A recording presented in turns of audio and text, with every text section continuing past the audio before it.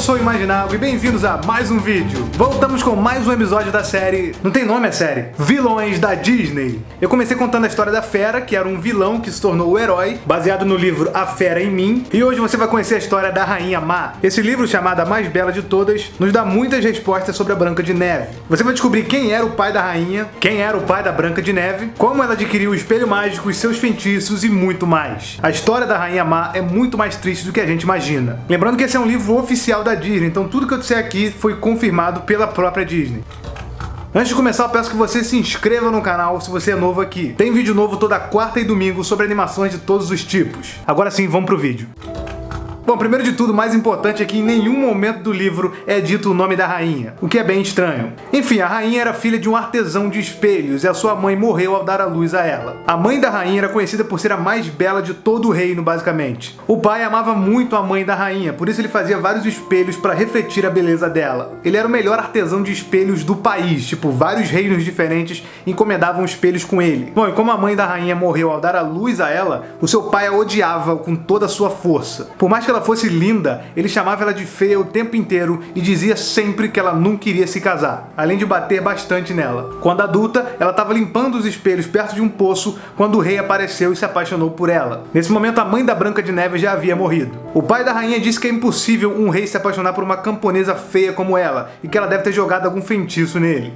O cara era realmente cruel. Felizmente, ele acabou morrendo de causas naturais e o rei levou a rainha para o seu castelo. Eles se casam e o rei ordena que o poço seja trazido para o castelo porque a rainha realmente gostava muito daquele poço. Ou seja, o poço que fica repetindo o que a Branca de Neve canta no filme, na verdade era o poço da rainha. Um dos presentes do rei para a rainha é o espelho que o próprio pai dela fez antes de morrer sobre encomenda do rei. Mas de qualquer forma, depois a gente descobre que na verdade o pai da rainha iria deixar aquele espelho para ela de qualquer forma. Nesse momento, a Branca é criancinha e a rainha ama ela de verdade. Ela trata a Branca de Neve como se ela fosse realmente a sua filha. Ela faz isso porque ela nunca foi amada pelo seu pai. Quando seu pai morreu, ele disse pra ela: "Eu nunca te amei, minha filha." Pesado. E como a Branca, assim como ela, não conheceu a sua mãe direito, ela a chama de mãe e a rainha carinhosamente chama a menina de passarinho. A rainha possui uma dama de companhia chamada Verona, que também é extremamente bonita. Após um jantar cansativo por causa dos preparativos, a rainha vai pro seu quarto e ouve uma voz vindo do espelho. Ela conta pro rei e pra Verona, só que ambos dizem que isso é coisa da cabeça dela, porque ela estava cansada, enfim.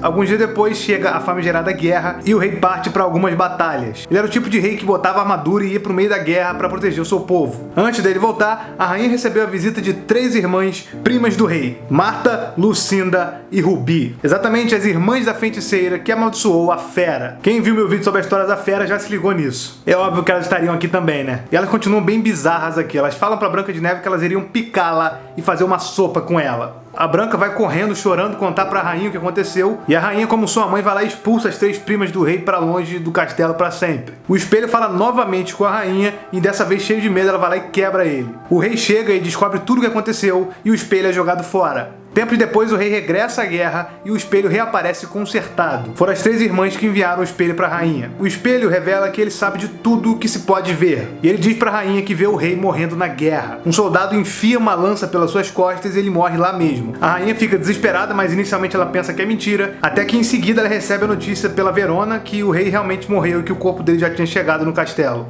Nesse momento, nesse exato momento, tudo mudou. A rainha amava o rei de verdade, assim como ela amava a Branca de Neve e a sua amiga Verona. Só que ela ficou devastada, ela ficou desesperada. Ela praticamente enlouqueceu e ficou cada vez mais afastada da Branca, porque ela não queria olhar no olho dela. Ela não conseguiria olhar o olhar triste da Branca após ter perdido seu pai. Aí as 3 irmãs bruxas aparecem e ensinam a rainha a usar o espelho como ele deve ser usado, porque ele meio que só aparecia quando queria. A rainha aprende aquele ritual que ela usa no filme. Escravo do espelho mágico, deixa o infinito espaço e vem pelas trevas, eu te convoco. Deixa-me ver tua face. As irmãs revelam que, além do espelho mágico, elas também deixaram alguns presentes lá embaixo no calabouço pra rainha. As irmãs, na verdade, elas são agentes do caos, tá bom? Enquanto elas puderem ver o circo pegar fogo e ajudar a botar fogo nesse circo, elas vão fazer. E nesse ponto, as 3 irmãs revelam pra rainha que o escravo dentro do espelho, na verdade, é o seu próprio pai, o artesão de espelhos. O que acontece é que a mãe da rainha era estéril, ela não podia ter filhos, mas ela queria muito ter uma filha. O pai então conheceu as 3 irmãs bruxas, e elas, como são caóticas e malignas, resolveram dar à mãe a capacidade de ter filhos, mas, como sempre, com uma condição: o pai deveria lhes dar a sua alma. Bom, o pai concordou, e quando a rainha nasceu, a sua mãe morreu no parto, como eu já falei. O pai dela, o artesão, ficou com um ódio absurdo. Se ele não tivesse feito o acordo com as bruxas, a sua esposa ainda estaria viva. Mas ele preferiu colocar a culpa toda na rainha. Ele achava que o fato dela ser tão bonita era uma espécie de deboche quanto a sua mãe, que ela nem conheceu. Ele era maluco também. Enfim, depois que ele morreu, as bruxas pegaram a sua alma, colocaram dentro do espelho, tornaram ele um escravo do espelho e deram o espelho para a rainha. O espelho é condenado a dizer sempre e somente a verdade, não importa qual for a pergunta. A rainha então perguntou ao espelho quem é a mais bela de todas. Por causa do seu pai, que vivia dizendo que a rainha era muito feia e que a sua mãe era muito bonita, a rainha meio que viveu a vida inteira ficando obcecada pela beleza. A beleza para ela sempre foi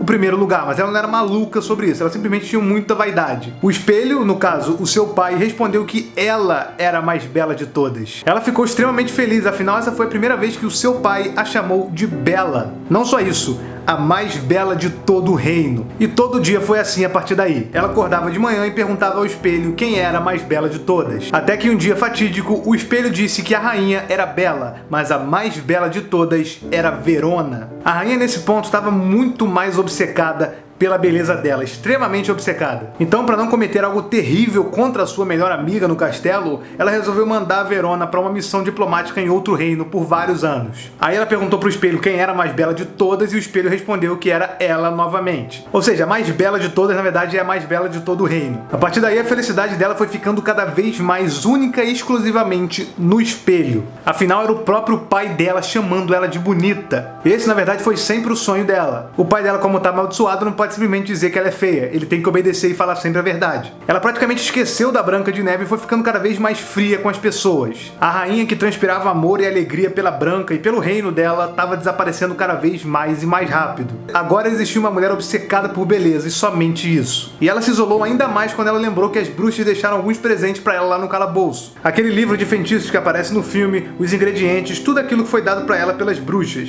Ela foi treinando vários feitiços para manter cada vez mais viva a sua beleza. Aos poucos a rainha foi realmente perdendo o amor que ela tinha pela Branca, que estava crescendo e ficando cada vez mais bonita. Os anos foram se passando, ela perdeu quase que completamente o contato com a Branca de Neve, mas a Branca ainda considerava ela mãe. Aí, em uma festividade, a Verona volta pro reino casada e ainda mais bonita. Obcecada pelo espelho e tendo a sua beleza novamente superada pela Verona, a rainha resolve banir a Verona para sempre do seu reino. Em seguida, um príncipe de outro reino começa a cortejar, a dar em cima da Branca de Neve, perto do poço. A rainha percebeu que isso foi a mesma coisa que aconteceu com ela. Então, logicamente, a Branca de Neve um dia ia se tornar a mais bela de todas, como ela é também. E com medo de ser passada para trás, a rainha proíbe a Branca de Neve de encontrar o príncipe novamente. Por isso que no começo do filme ela fica meio que desesperada quando ele aparece. E como eu falei, a Branca ainda considera a rainha sua mãe, então ela obedece ela, mesmo que contra sua vontade. A rainha também manda que a Branca se vista com roupas de serviço, de empregada, e que trabalhe como serva no castelo. Tudo isso para tentar esconder a beleza dela e se manter no posto da mais bela de todas. Mas, como a gente sabe, isso aí não foi o suficiente. Finalmente chegamos ao início do filme. O príncipe continua a visitar a Branca meio que escondido ali, e o espelho revela que agora a Branca de Neve é a mais bela de todas. A rainha não pode banir a princesa como ela fez com a Verona, e como eu falei, agora ela tá completamente louca e obcecada. Então ela mandou o caçador matar a Branca de Neve. Manda ele trazer o coração dela numa caixinha. Essa caixa, inclusive, era da mãe da Branca de Neve. Era onde o rei guardava as cartas que ela escrevia. Ao descobrir que o caçador não a matou e trouxe um coração de um porco ao invés do coração dela, a rainha o matou com as suas próprias mãos e enfiou uma faca dentro do peito dele. Essa parte a gente não viu no filme. A gente até vê o momento em que ela descobriu que foi traída, mas em seguida a gente vê uma transição dela descendo pro calabouço. Enfim, após isso ela começa a bolar o seu plano para ser a mais bela de todas novamente. E o resto a gente já sabe, né? Ela faz a maçã, a Branca de Neve come, ela tenta matar os anões e acaba se suicidando numa cena que traumatizou a vida de milhares de crianças. O príncipe beija a Branca de Neve e eles dois vivem felizes para sempre, agora que a rainha não pode mais impedir o relacionamento dos dois. Só que tem uma coisa que o livro nos diz e não foi mostrado no final desse filme, mas é muito importante. No final, quando a Branca de Neve se casa e vira rainha, ela recebe um presente. o espelho mágico. Provavelmente foram as irmãs que enviaram pra ela. Só que dessa vez o escravo do espelho não é mais o pai da Rainha Má, e nem o pai da Branca de Neve. É a própria rainha, arrependida e chamando a Branca de Neve de passarinho novamente. A Branca de Neve dá um sorriso e a história acaba. A Rainha Má foi condenada a servir a Branca de Neve como escrava do espelho e assistir a sua felicidade para todo sempre.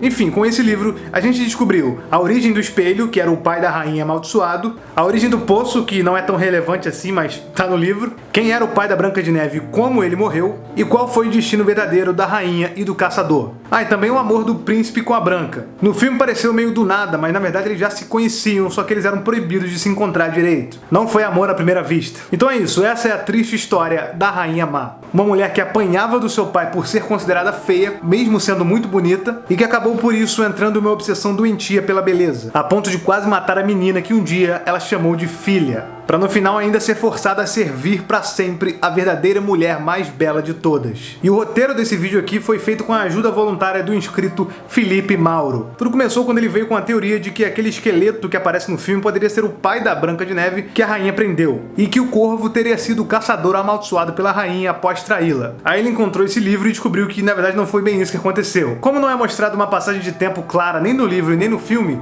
esse esqueleto aqui pode sim ser o caçador. Enfim, valeu aí pro Felipe Mauro que me apresentou esse livro que acabou dando origem a essa série inteira que eu tô fazendo aqui no canal. Esse é o primeiro livro da trilogia, tá? Eu falei da história da Fera na época porque tava estreando ali Bela Fera, então eu queria seguir o hype ali. Mas na verdade não tem nada a ver, é uma história que segue, mas dá pra você entender de boa lendo isoladamente. E aguardem aí porque o próximo vídeo dessa série vai ser sobre, Úrsula, obviamente, né? A única que falta. Em seguida vai ter aquele meu vídeo sobre a teoria das princesas, meio que conectando todos esses livros aqui. E bom, se você gostou desse vídeo, deixa o seu like aí, porque esse vídeo dá muito trabalho pra fazer. E se inscreve no canal pra não perder a continuação dessa série. Não esqueça de me seguir no Twitter, Facebook e Instagram pra gente se ver fora do YouTube também. E valeu!